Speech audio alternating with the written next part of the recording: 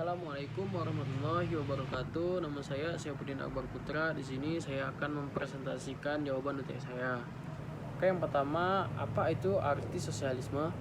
Sosialisme adalah serangkaian sistem ekonomi dan sosial yang ditandai dengan kepemilikan sosial dan alat-alat produksi dan manajemen mandiri pekerja, serta teori-teori dan gerakan politik yang terikat dengannya.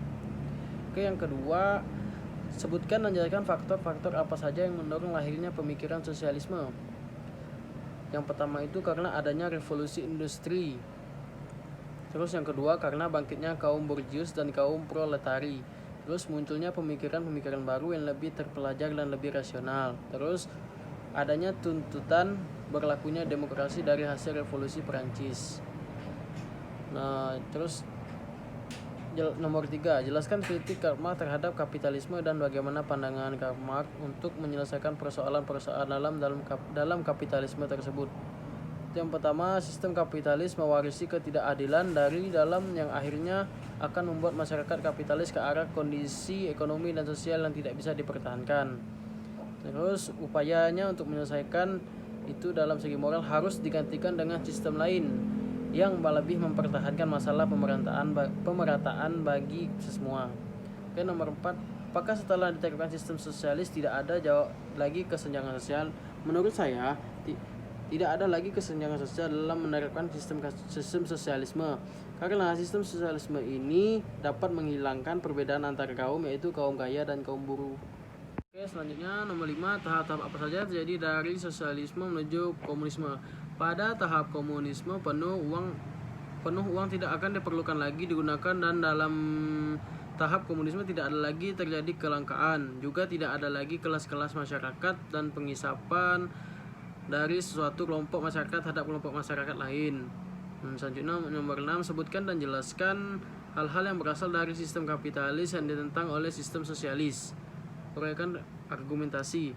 Yang pertama itu adalah peran pemerintah sangat terbatas dalam sistem kapitalis, menganggap bahwa jika pemerintah terlalu ikut campur tangan dalam kegiatan ekonomi, maka kegiatan ekonomi tersebut menjadi tidak efisien. Yang kedua, kesenjangan sosial yang tinggi di mana dalam sistem kapitalisme terjadi monopoli yang dilakukan oleh kelas bawah.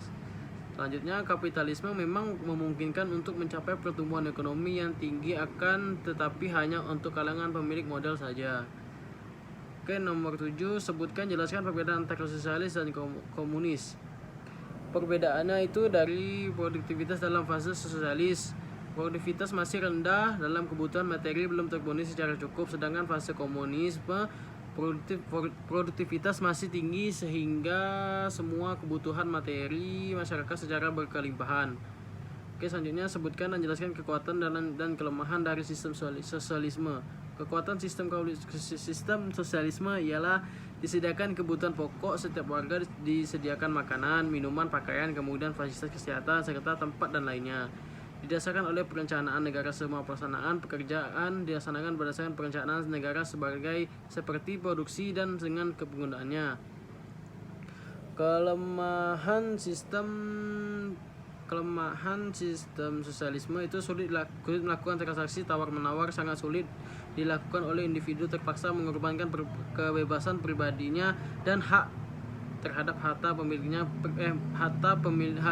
pribadi hanya untuk mendapatkan makanan sebanyaknya.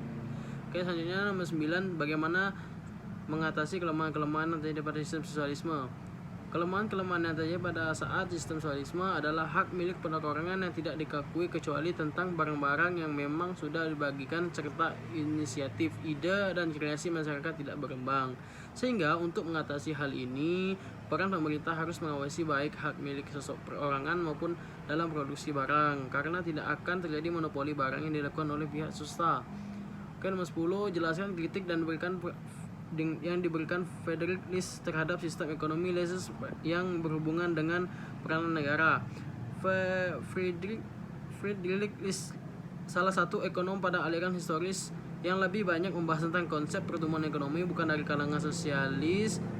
Ia mengkritik sistem ekonomi laissez-faire yang dimana menurut Friedrich sistem liberalisme dapat menjamin alokasi sumber daya secara optimal.